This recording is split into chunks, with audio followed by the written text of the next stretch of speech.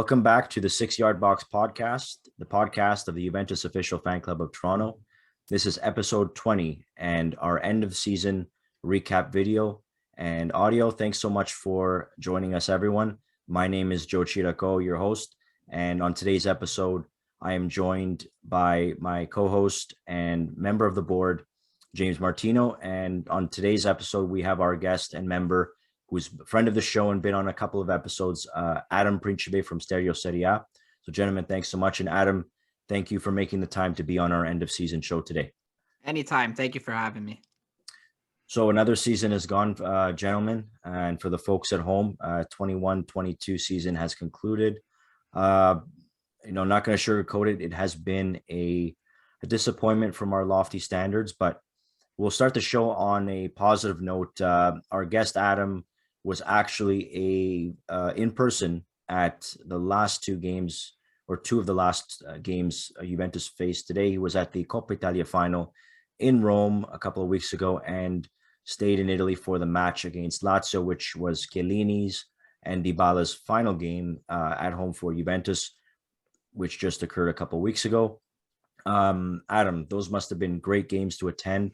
We'd love to hear your story on your experience there, and as a member of our club, able to get tickets from us. That's actually one of the biggest perks of being a member of our club, is those face value tickets for pretty much all games, including Europe and the domestic cups. Now with COVID restrictions being lifted, this is something to look forward to next season. So for those that are interested, Adam, take it away and let us know your experience.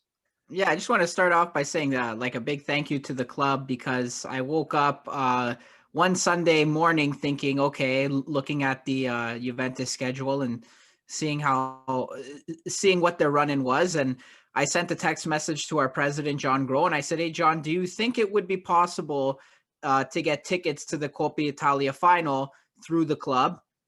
And he said he would look into it. And within probably the next 30-45 minutes, he told me there was a very good chance that we could get tickets. Once we secured, or just a little bit before we secured the tickets, once signs were all positive and looking good, I got flights to Italy, accommodations, and then we flew to Rome. Just being able to get tickets at face value. And also too, I'm not sure if people in North America are familiar with how you have to go about getting tickets to a game in Europe. It's not like you can walk outside the stadium as we're so used to seeing here, and people are, yelling, hey, like, who needs tickets, selling tickets like that. That doesn't exist, at least at the games I went to, ever since I've been going to Italy to watch calcio matches. Every ticket has to be registered to your person, and you have to show documentation, whether it be a passport or a driver's license or something that verifies that it's you. So going through the proper channel to secure tickets, and not even any tickets, but good tickets, good seats, are very hard to come by if you don't have the right connection. So the club made that very possible for me. They made it happen. The tickets are at face value. They were amazing seats right in the middle, in the Tribuna Tevere in Rome.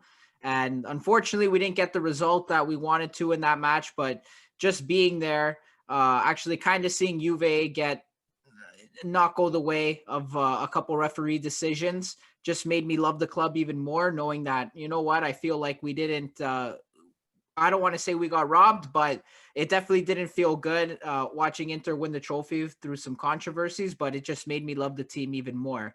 And then once we got to Torino for the final home game of the season, which was also Chiellini and Dybala and probably a couple other players after this mercato is over, but seeing those, the two protagonists for the past 5-6 years, and Chiellini even longer, 10 years, just watching them close their chapter with the club, being in the city, being in the stadium, having to have seen Chiellini's final 17 minutes at home for the club, and watching the presentation for Dybala after, was one of the things that I will always be able to keep for the rest of my life. What an experience. And again, I just want to thank the club for that. being able to facilitate not only for me, but for my dad, who's also a member, and just making sure we got tickets. We were let into the stadium, and all the headache of trying to facilitate us getting into the match was taken care of. And I can't thank the club enough. So thank you very much. Oh, it's our pleasure, Adam, and to our members who have gone in the past. For those that don't know, we actually had brought in the last full in-person season, 2019-20, before the COVID shutdown. We had brought the most members, 2 games that season out of everyone else, out of the international clubs. And we actually had quite a few fans lined up in those games that were going to be played in March and April of 2020. And now with restrictions being lifted and travel being a lot easier and more comfortable for people to go on, this is something that we're looking forward to in the season ahead. And, there's nothing like watching a match live, especially in Italy.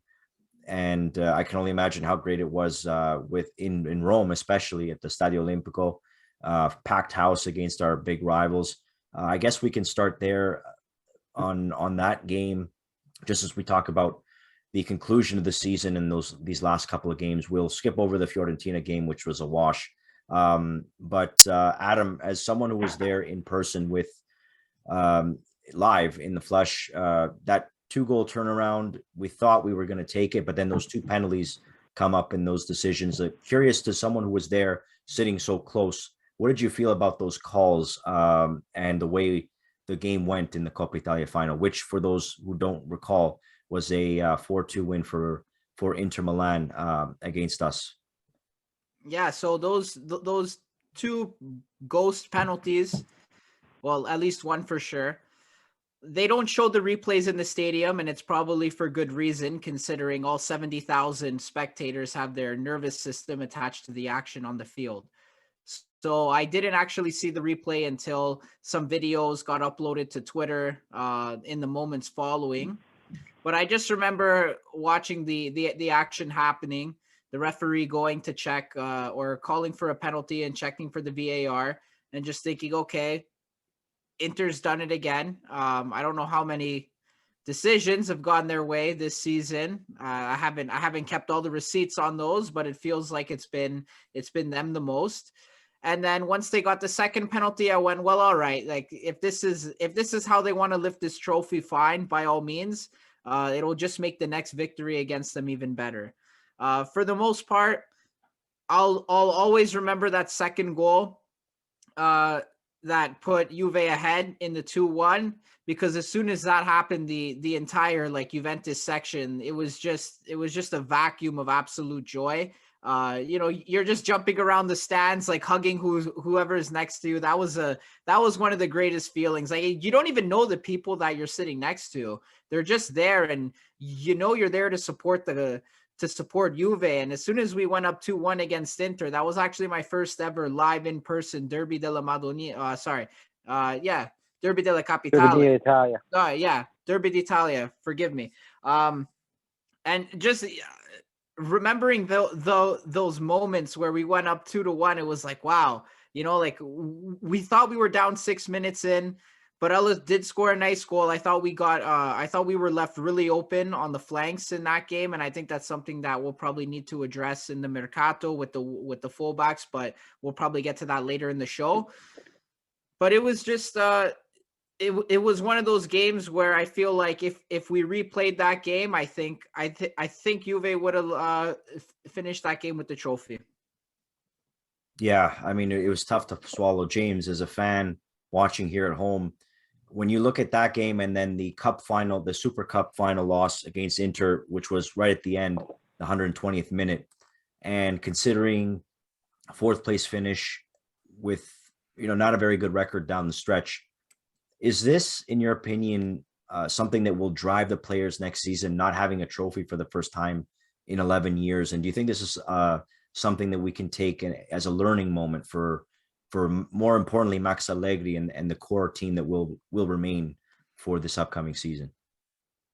Yeah, so I wasn't lucky enough to get a plane ticket and watch the game in Italy, but I had the next best thing, which was I attended our viewing party at the Ferrari Club for the Coppa Italia. So for members and people who want to become members, this is a great another perk of the club where you are with almost friends, and it's got that family atmosphere there as well.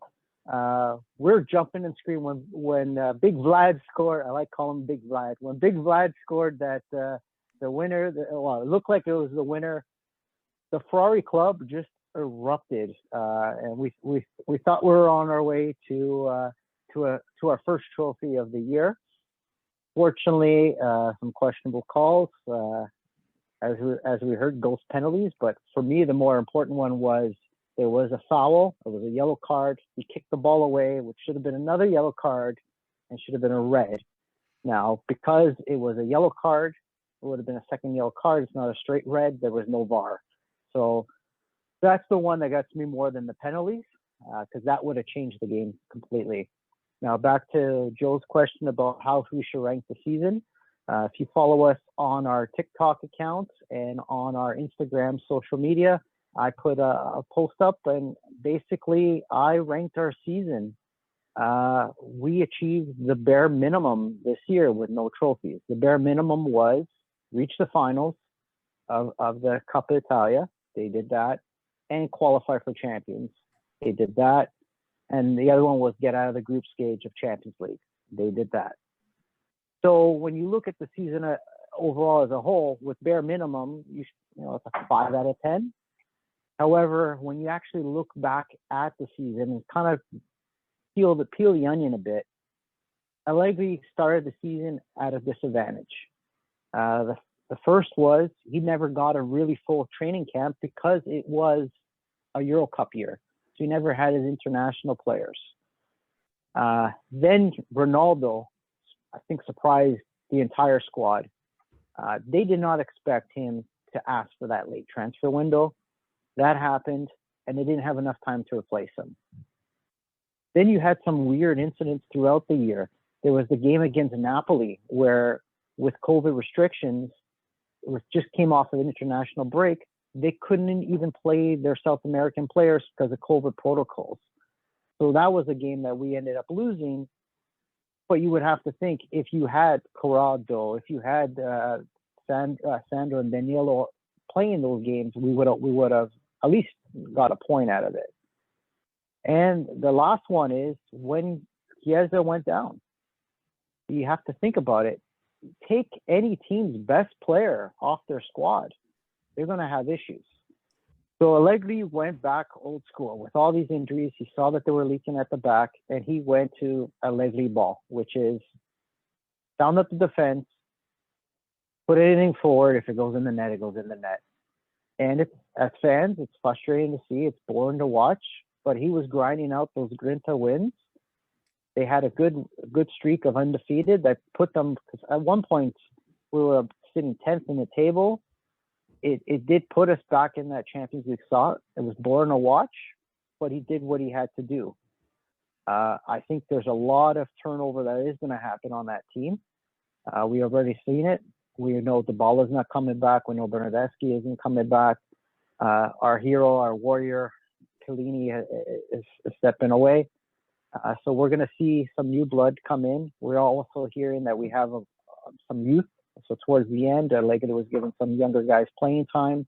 We also have Fergolia, who won Serie B player of the year. So he's an opportunity to come. We have rumors of champions to be joining us as well, of Pogba and of Di Maria.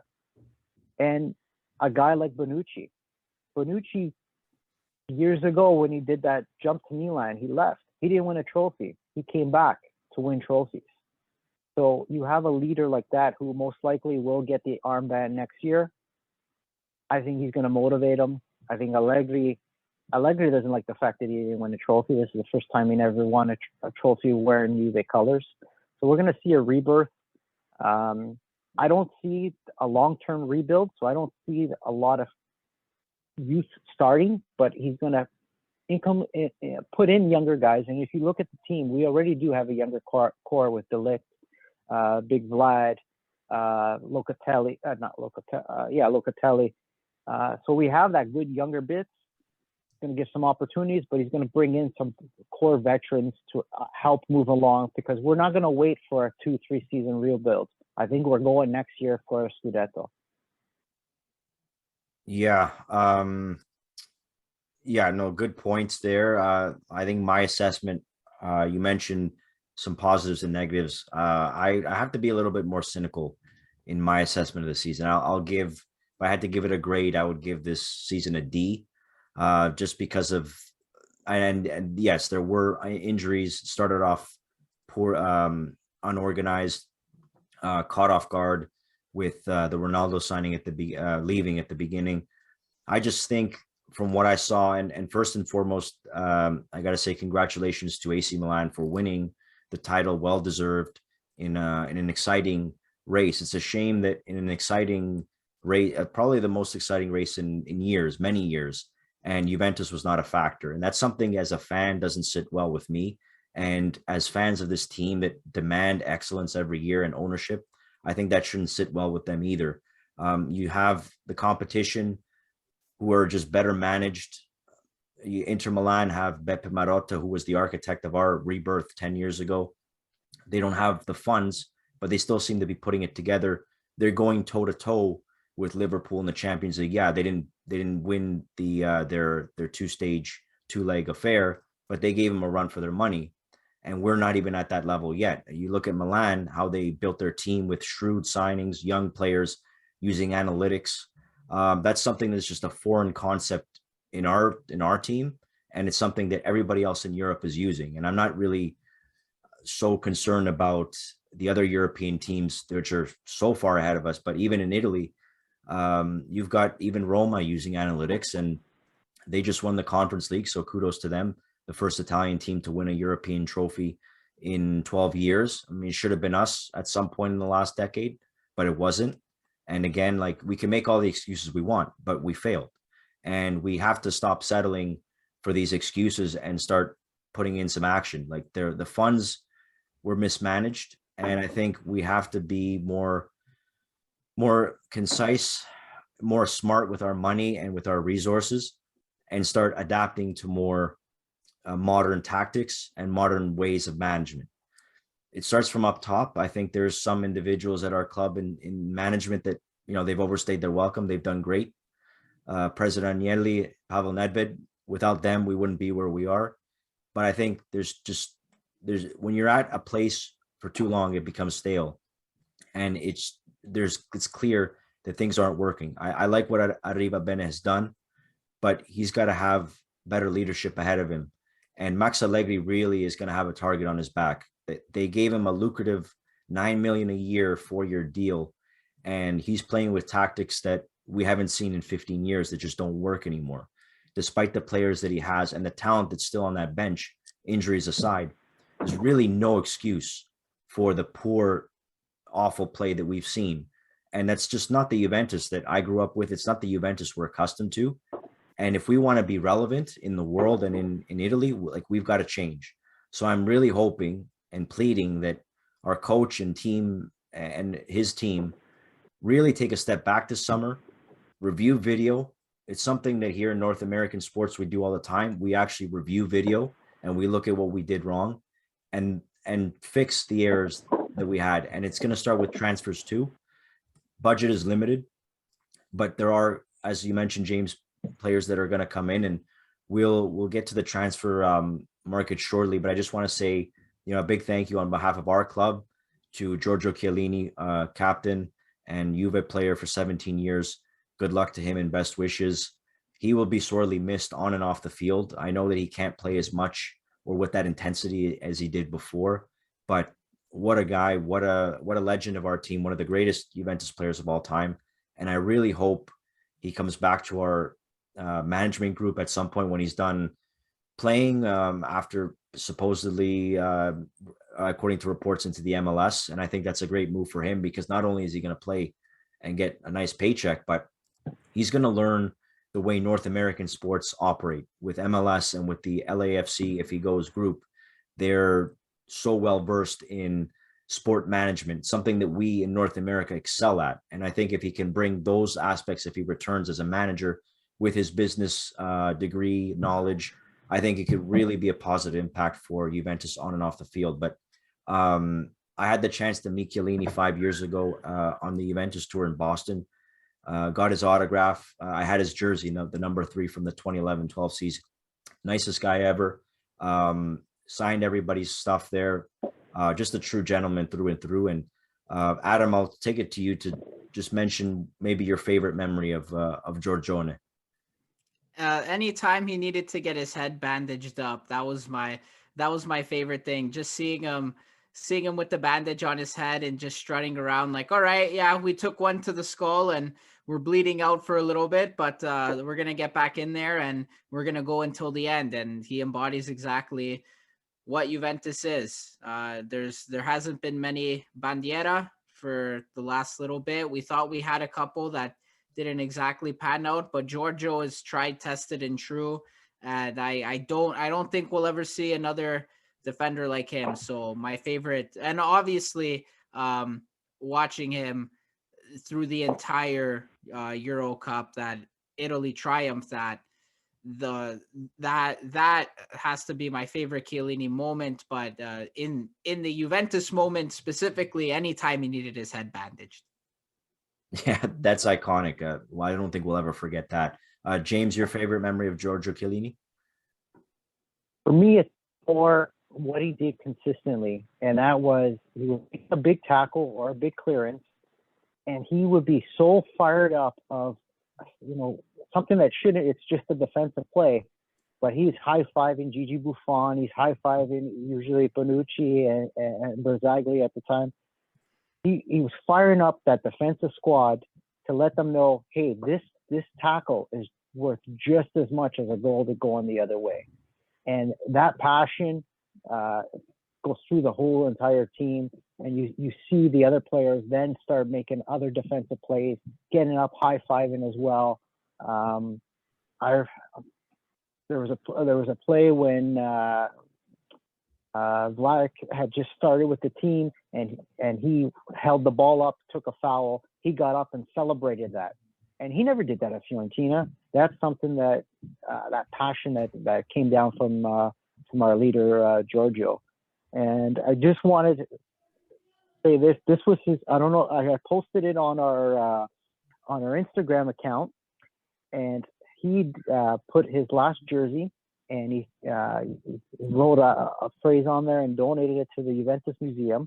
And this is what it says: "This jersey is not worn. It must be sewn onto the skin.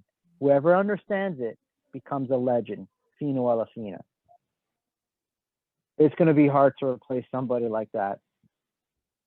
Yeah, absolutely. Even, as much as Bonucci has been there almost as long, and his influence, he doesn't bleed the black and white like Giorgio does. And for all that he's done and what he will hopefully do if he comes back in a managerial role, grazie Giorgio di tutto, and we look forward to your adventures ahead, and good luck in North America. And hey, maybe we'll see you at BMO Field. Who knows? Maybe with Messi next year with LAFC. But along with transfers here on our side of Europe, a lot of news to get to, a lot of rumors. We're still really, really early as we're recording this. Like the off season, technically the season hasn't even started. The off season has not started yet because the Champions League final is still to play. But we've heard a lot of rumors of Paul Pogba and Angel Di Maria and others. Adam, any truth to these rumors, or which kind of transfers do you think would be a good fit out of the ones we've heard? And do you agree with some of the voices we've heard of some of these big names coming over in the summer? Yeah, so I've made some notes on a few of the big rumored transfers, but from my understanding, and I know in this football business, anything can happen, especially in regards to the Mercato. But I think the Pogba deal is more or less done and signed. I think it's just a matter of formalities and waiting for the market to open. And then obviously with the way Juve likes to roll out a big marquee signing, they'll probably have some sort of marketing and advertising presence to go along with that. But I think the Pogba signing, if it does end up happening, I think it's a very good tactical signing. What we saw with Paul Pogba in the past when he was a Juventus player is typically he does need 1 to 2 players to do the athletic. He needs an engine room behind him, we could say. So he needs, 1 or 2 players that'll do his running for him. But if there are those players that can, quote unquote, unlock Pogba, he's world class at dictating, creating, and controlling the game from the midfield. And what I meant before in the 1 to 2 players to do his running is, okay, you look at when he had the luxury of Claudio Marchisio and Arturo Vidal all those seasons ago, and what that midfield was able to achieve, and arguably one of the most balanced midfield we've seen in this squad for the past 10 years. And I think he would also be able to play his favorite and most suitable and the position where you get the most out of him, which is in a 3-man midfield, playing from the left. And also, to go back to Marchisio and Vidal, we saw what can happen when he has a guy like N'Golo Kante doing the running for him in France, right? They end up going to win the World Cup, and with Juve, he wins countless Scudetti, and they end up getting a final in the Champions League. And had he stayed that season, or had he never left, who knows? It could have been maybe another final, or perhaps lifting the trophy. But anyway, I see Pogba as one of those guys who really possesses the skills that this Juve side has been lacking. In a midfield now, going into next season with, Locatelli, Zakaria, I think that makes the team better. He's technical and he's physical, and if he can stay fit, which I know has been a big concern. And I also think this transfer kind of makes him motivated and happy. And I think that's another good deal for the management. A good piece of business is that we should bring in players who are motivated and happy and a little bit hungry, because I think this team sort of lost the drive, especially when you see these mediocre players coming in on big salaries. It kind of kills the drive for some of the younger players or some players that have been around for a while. And it doesn't gel well, but now it seems like Juve is getting back to the roots. They want to sign players that really want to play for this club, i.e. Vlahovic, Chiesa, Pogba, if it does happen. And I definitely think his skill set is more suited for the Serie A. He seems to be more tactical. He's not quite as athletic, but he's smart. He uses his brain. Like I said, he dictates, he creates, and he controls the game from the midfield. And I think another key point to the signing is he'll bring the goal and assists to the midfield that's been lacking in this Juve side for pretty much ever since he left. I can't remember the last time a lot of goals were being generated from the midfield. Now, having said that, this team had the luxury of Cristiano Ronaldo, being able to score 20 plus goals every season, Dybala when he's hot, and then obviously you had your pick from Mandzukic, Higuain in the past, but we always really seem to lack in the past 5-6 seasons goals coming from the midfield, goals and assists. So I think I think he definitely fills that void. Having said that, though, he's only got about 4 goals in the last 3 seasons at Manchester United. So again, I think he was mismanaged there a little bit, but I think Allegri would structure this team to get the best out of his key players. And another big thing is that if Pogba can stay fit, the last thing we would want is another Aaron Ramsey situation where he's missing majority of the games. And in the last 3 seasons, Pogba's missed 72 games due to injury, majority of them being ankle and hamstring. So it would suck to have him come in with a lot of hope, and then we don't end up getting to see him as much. And he would also be on a big salary, so that would kind of really hurt the team. But anyway, we have to remain optimistic regardless.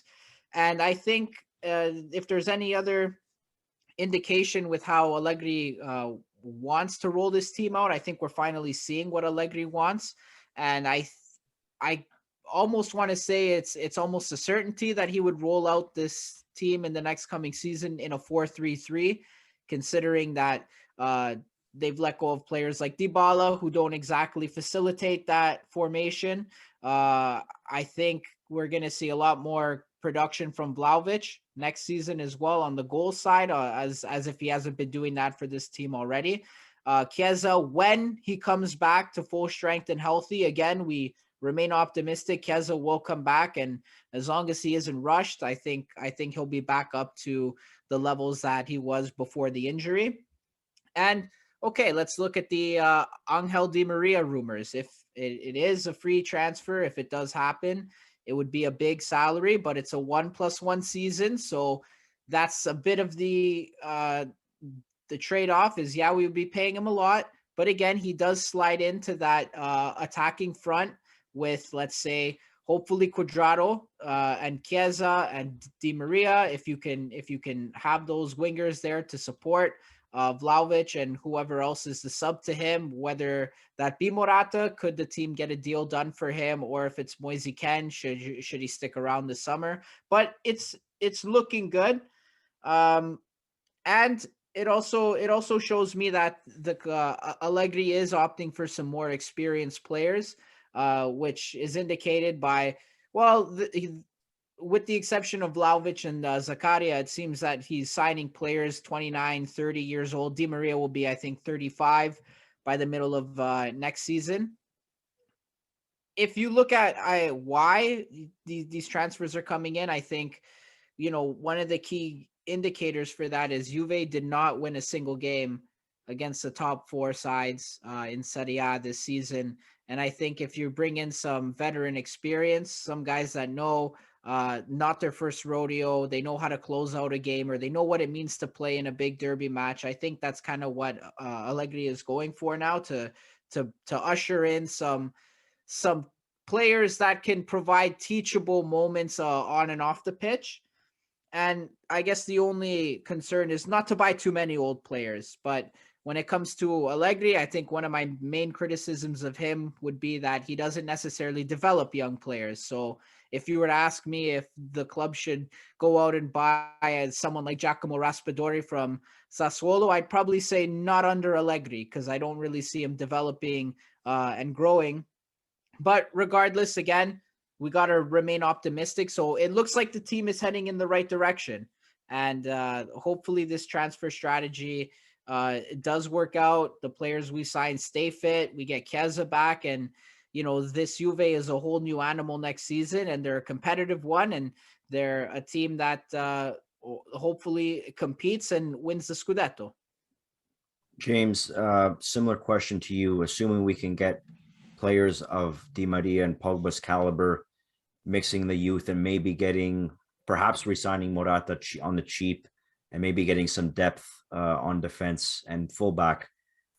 Is that enough, do you think, to come back to first place and win the Scudetto and get to a quarterfinal in the Champions League while competing for the domestic cups as well? Or is there still something missing from this plan that Allegri has in the offseason?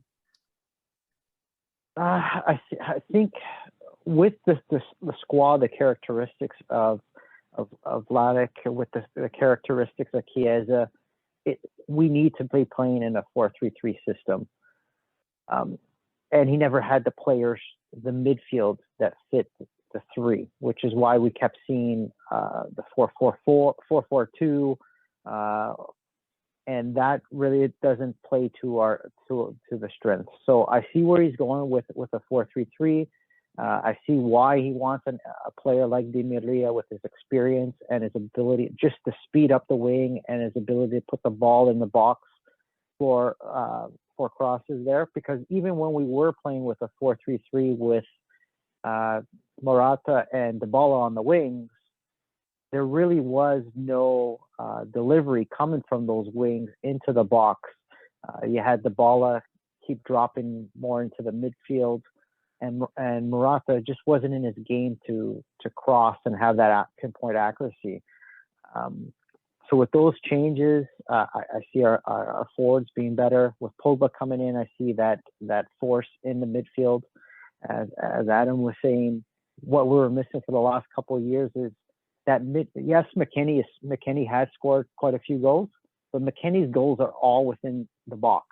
We need somebody who's got a big shot that can just test the goalie ever so often from outside the box and put it. And the last guy who did that was Pogba. So Pogba has that ability. He'll keep the goalies honest. I think Locatelli would then be forced to be more in that central midfield role. Now, after that is, who do you keep as the vice Pogba? So that's something to look at. Are they going to look at youth? Because we have 3 good young midfielders that are ready for a change. Do they get that opportunity, or do they go out on loan again, or do we sell one of them for a Plusvalenza? Now that could finance our other holes, and to me, one of the biggest holes is at left back. Alexandro is not Alexandro. He hasn't been Alexandro for the last 3 years. He doesn't have the speed that he did. He didn't have he's lost the ability to cross as well into the box. And what has really hurt him this season is he's made some terrible, terrible defensive errors. And that's what cost us the Super Coppa final. So I don't see him leaving the squad. He's got 1 year left on his deal. So we're stuck with him. Now, the rumors are Pellegrini has asked to be sold. He wants out. So that means we will definitely need to strengthen our left back. So who would it be? There's rumors of Emerson coming in. There's some younger French players that we're hearing as well. But that is a position that we'll definitely need to strengthen up. On the right side, I think we're safe with Daniello. I think we're also safe with Di Scerio, who can be a good vice there. He can also play the left if need be, but I don't see him as a regular starter on that left side. So that is a position we're definitely going to need. And then the other position we got to fill is another center back. Losing a player of Chiellini's caliber. Yes, you still have De Ligt and Bonucci, but Bonucci is also getting older. You need a good vice in there. Is Rugani fit that bill? Rugani had a very good season, but I don't see him as a third center back. You need someone a little bit stronger in there. There's rumors floating all over of other players that may come in. There's also rumors on De Ligt on what's going to happen with him. So the latest I heard, and I heard 2 conflicting rumors. One was coming out of Italy is that he will be re-signing, and of that re-signing a couple of year extension. But to get that extension, they will reduce the buyout clause, which makes sense as he is older now. So that would mean we're stable in that position for a couple of years. But the latest rumor, again, is coming out of England, so take it for a grain of salt, is that Chelsea want to bring him in. So that's a case that can also be an opportunity to raise funds to help the transfer market. But then you're also catch-22. You have to fill that spot with a player of his caliber. So I think, argument's sake, I still see De Ligt with us next year. We'll probably need that third center back in. But other than that, I think Szczesny proved he had a rocky start at the start of the season, but I think he proved that he is a number 1 keeper, and that's not our weak spot. It was the midfield, and we also need some help depth-wise on injuries. I think we need a whole new medical doctors, because we had quite a few muscular injuries throughout the year. To me, that's the big one, is a healthy year. I think we're going to have a summer where these guys can actually rest. Last year, you had 2 seasons of these COVID protocols and then a Euro Cup. So, I mean, these guys are human. You get hurt. And I think that was part of the bad luck that we had this year. But it should not be an excuse going into next year. Yeah, I think the biggest off-season acquisition will be whoever comes on the medical team, because I mean it's just the amount of injuries, the way players were unable to recover is just it was pretty ridiculous. where other teams face the same kind of challenges, and in England especially, you have players playing more games because they have two domestic cups, not just one, and they're going deep on these European runs. But you don't really see too many of these players on Liverpool, Chelsea, Man City get hurt. So I mentioned this earlier. I mentioned this on other podcasts. Italy is scientifically illiterate. Well, we don't believe in sport medicine, or we just don't understand it. And for Italians, unfortunately, in our culture, if we don't understand it, we scoff at it because our ways are the best. And I really, really hope that they start looking at other avenues outside of Italy. If you've got to hire people who are German or British or American, get them in and pay them what they need to be paid, because Redbird Capital is going to buy Milan, and they know what they're doing with sports. They've got money, and I'm really worried about them, and even Roma with the Friedkin Group. They've got money, and they have put together a very good team. So it may not be out of the question that we finish outside the top four, especially if Atalanta, with no European competitions, plays really well and maintains Gasperini in their team. I wish I could be as optimistic as you guys. I just don't see it happening, that we have as a better season. I think we can make top four. We can scrape through. But I don't really see us going too far in Champions League either. I think it's still a transitionary period. We have some good pieces, but I think there's just too many holes to fill right now with the resources that we have, which we will have more money to spend next offseason in 2023, because now we'll have that revenue from the stadium with restrictions being lifted and the museum. That was our bread and butter. We lost 80 million in back-to-back years. It's 160 million euros on just attendance alone. Another 50 million or so on the museum ticket sales, which is all pure profit. That's a huge revenue loss. The Champions League not making it past the round of 16, those in previous years, that was an extra 50 million making it to the quarterfinals. So we just don't have it for this season. And I think if we can plug that midfield holes, Di Maria and Pogba would be great as free transfers. If they're healthy and hungry, perfect. I think we can survive. Chiesa is going to take at least 6 to 7 months to recover. He had the same injury as Zaniolo. Zaniolo did not have a great beginning of the season, but he really turned it on later in the season. And obviously a testament to him scoring that game-winning goal in the Conference League final. So it will take Federico some time. When he is healthy again, and maybe 7-8 months from now, when we're competing in the round of 16, the Champions League, yeah, I think we will be dangerous. Until then, can these band-aids that we have hold the fort? And that's going to be key looking forward. I think fullback, if you have a guy like Udogi from Udinese, who's a young Italian of Nigerian descent, the guy's a horse. He'd be great on that left. He reminds me of Asamoah a little bit, but he's more technically gifted. I think that would be a great acquisition. Now, how much does Udinese want? That's another question. The other fullback or wingback, Molina on the right side, also for Udinese. Both of them had great seasons. They're both young.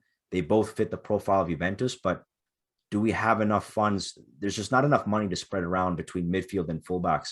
So that's why I think we're still 2 years out from really being serious contenders in domestically and in Europe, but you never know. I mean, nobody expected us to finish fourth. I think a lot of pundits preseason last year had us finishing first, and well, we didn't have the season we expected. But I think the biggest and best acquisition was in January with Vlahovic, because you don't find any number 9s in Europe anymore. They just, for whatever reason, Western Europe doesn't really produce too many traditional center forwards in the classic striker mold.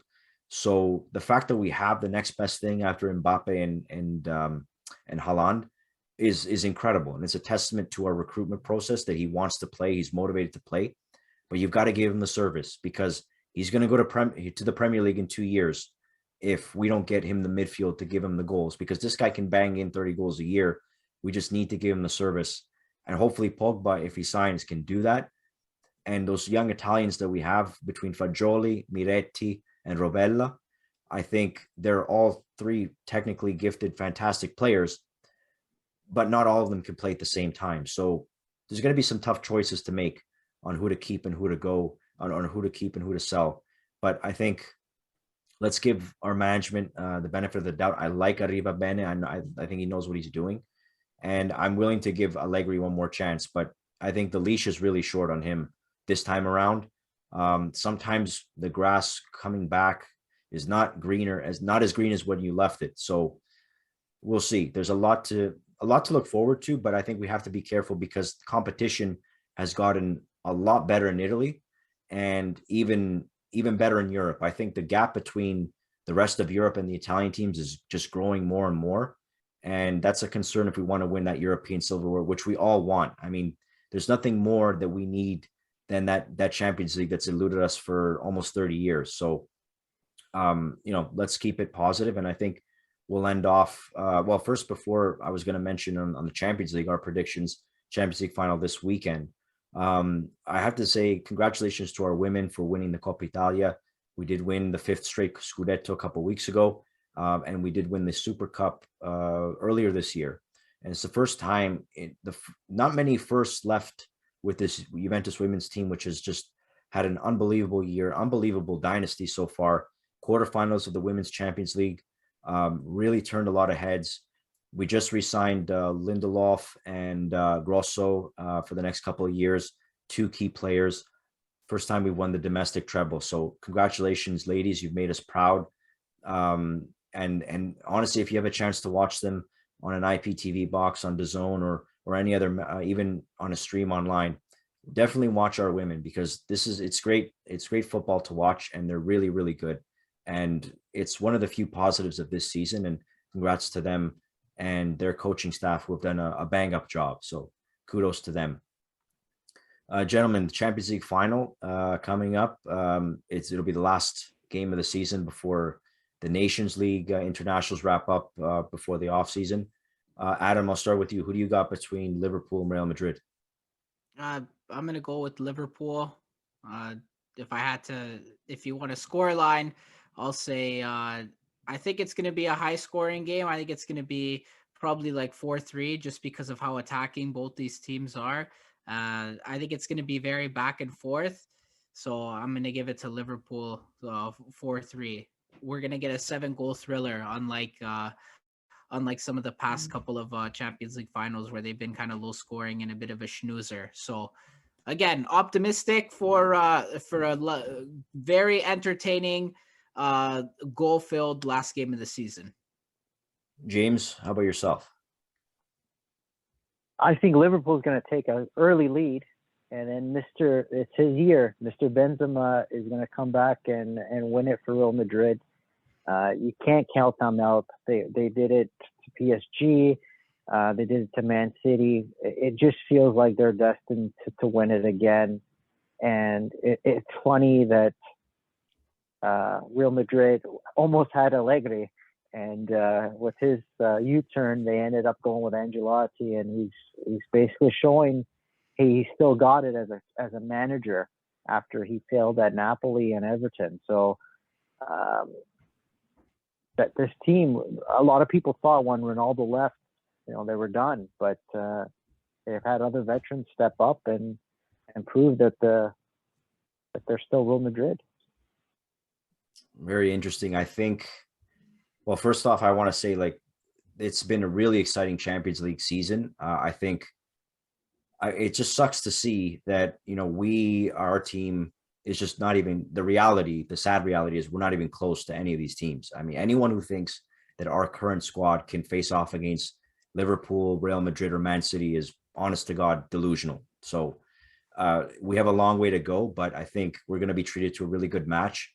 I think it will be Liverpool, but I think it will be tighter than Adam's prediction. I think it will be a 2-1 win, but a lot of up back and forth action. I think Alisson is going to step on his head, and Courtois on the other end as well. They're going to have great games, but I think Liverpool, that's the model franchise. I mean, from the coaching, Jurgen Klopp, amazing coach. They have a great staff, nutrition. They focus on all of that. And that's really important. Why I've harped on it 3 times already in this podcast. That is the future of sport. We've seen it in hockey. We've seen it in other sports here in North America, basketball, the NFL. Now you're going to see soccer do that as well. I think England is ahead of the game, Germany as well. Spain is starting to, and obviously Italy is 30 years behind in a lot of respects. But if we want to be the team that leads this league and this country forward, like we did 10 years ago with our stadium, we've really got to focus on those aspects off the field before we can have success on it. And hopefully we're going to get a great show for the neutrals and show everybody what needs to be done to be a team. I mean, Real Madrid is a legacy team, like Juventus, an old team, an older team, old money that comes from old money that has won many trophies in the past. But it doesn't matter what decade they're in, they always seem to do really well in Europe, and that's something that we really should be aspiring to. Like, if they can do it, then so can we. I don't think it's unachievable, but I think there's a lot of reflection to do in the boardroom at Continassa this offseason. But better days are ahead. I think, even though the tone, at least for me, is a bit more cynical, I think there's a lot of potential with this team, and I really look forward to the season ahead. It's been a challenging season overall, like with now that we're out of COVID, on and off the field, there were a lot of challenges, but I think we can enjoy this offseason knowing that we're in for some good stuff coming up. So this is our last show of the season. So I want to thank Adam. Thanks so much for coming on as our guest. James is always coming on every show, and with the work that you do on our social media feeds. So give us a follow. 6 Yard Box Podcast. You can find us on Facebook, TikTok, Instagram, Twitter, and Juve Club TO on Twitter, and Juve Club Toronto on Instagram for our fan club. Thanks so much, gentlemen. It's been a great season, and we want to wish you, the listeners, thank you for supporting us and being with us through this season. And as we always end it off, fino alla fine, forza Juventus, and we look forward to what's ahead. Thank you.